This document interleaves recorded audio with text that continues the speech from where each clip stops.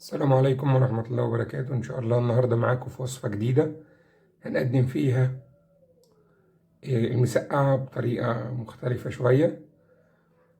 مكونات الوصفة بتاعتنا: بدنجان متقطع، بطاطس متقطعة شرايح برضو صغيرة، طماطم، فلفل متقطع، معانا كوسة متقطعة بالطول، معلقة صلصة بوريه، معلقة هريسة، توم، بصل، عصير طماطم بس ده فروزنج، معانا كزبرة، فلفل أسمر، بهارات مشكلة، كمون، ملح، مكعب مرق. يلا بينا نبدأ نشوف هنعمل ايه. هنا طبعا معانا جريل أو طاسة عديمة الالتصاق. هنجيب فيها، هندهنها بالفرشة زي ما حضراتكم شايفين كده بمادة دهنية. احنا مش هنقلي البدنجان ولا هنقلي البطاطس، احنا هنشويهم. مادة دهنية خفيفة هنا كده زي ما حضراتكم شايفين. بندهن الجريل بتاعنا كويس جدا. هنبدأ نشوي الخضار بتاعنا كله. هنبدأ بالبطاطس زي ما حضراتكم شايفين.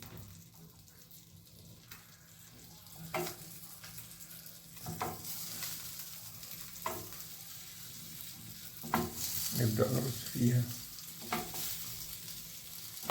البطاطس بتاعتنا كده، وبهذه الطريقة هنبدأ نعمل الخضار بتاعنا كله. نشوي الخضار ونرجع لكم نشوف هنكمل وصفتنا ازاي.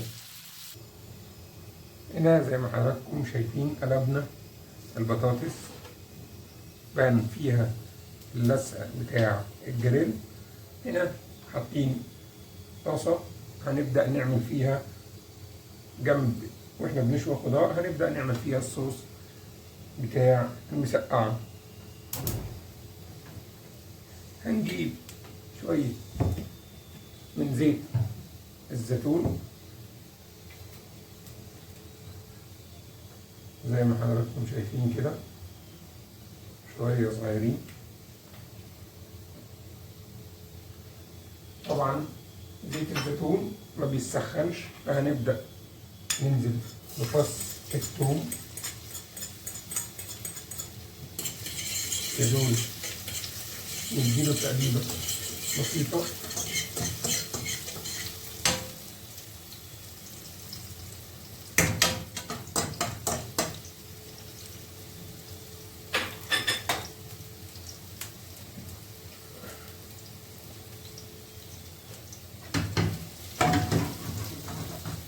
فص الثوم بتاعنا بدأ يصفر، هنبدأ ننزل بنقطة خل صغيرة،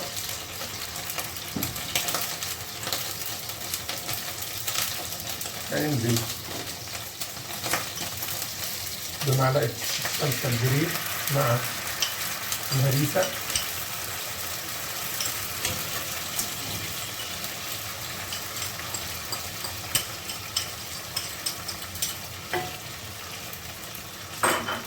هننزل بعصير الطماطم،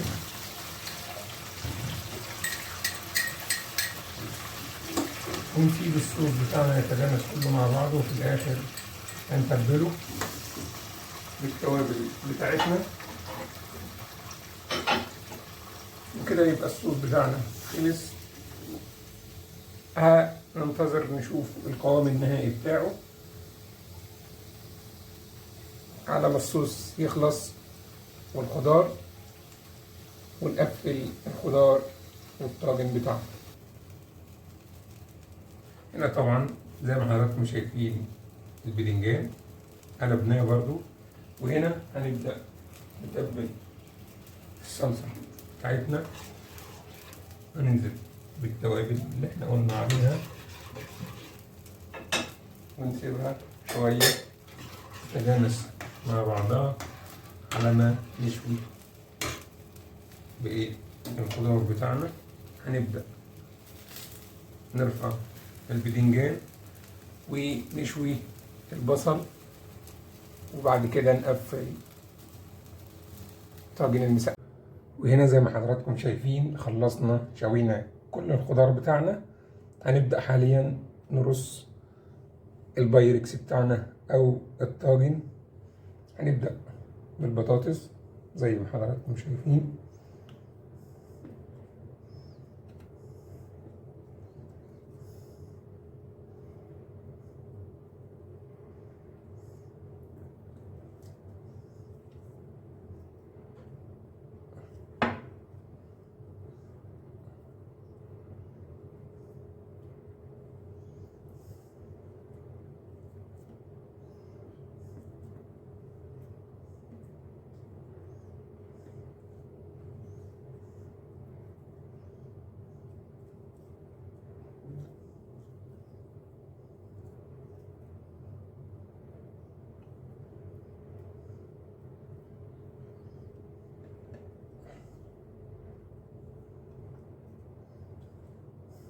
بعد البطاطس هنبدأ ننزل بالبدنجان.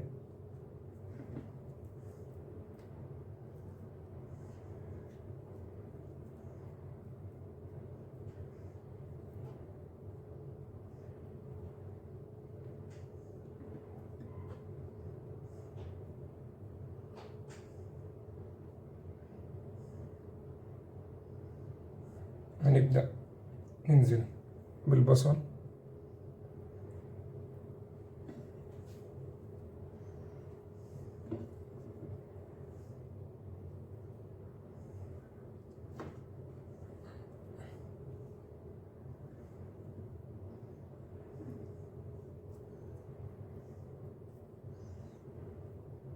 هنرص الكوسة.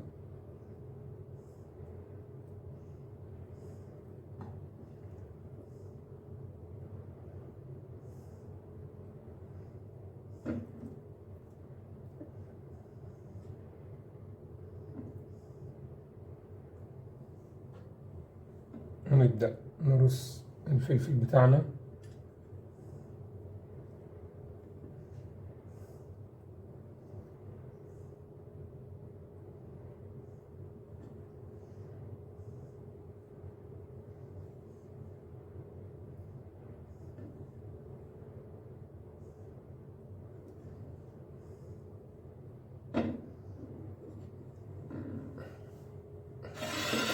كده خلصنا كل الخضار اللي شويناه.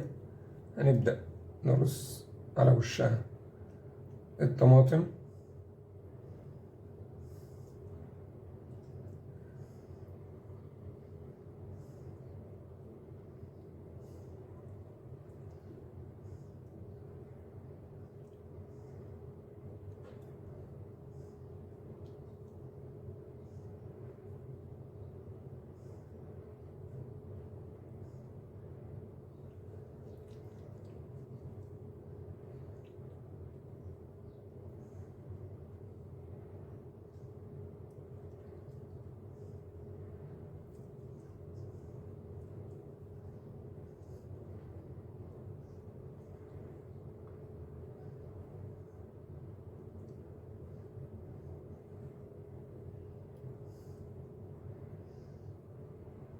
كده رصينا الطاجن بتاعنا زي ما حضراتكم شايفين. وده الصوص بتاعنا بقى جاهز زي ما حضراتكم شايفين، مش مخلينه تقيل. هنبدأ نصبه على الطاجن بتاعنا.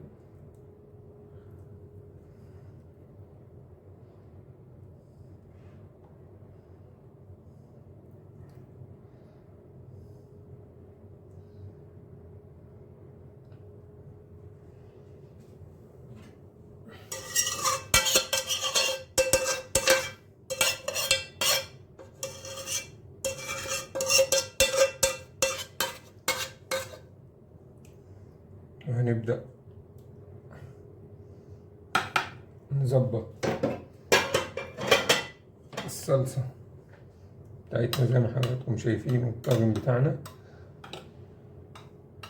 والطاجن بتاعنا هيخش الفرن ونشوفه في الشكل النهائي بعد ما يخرج من الفرن. وده الشكل النهائي بتاع طاجن المسقعة. ويا رب الوصفة تعجبكم ونشوفكم في وصفة جديدة، والسلام عليكم ورحمة الله وبركاته.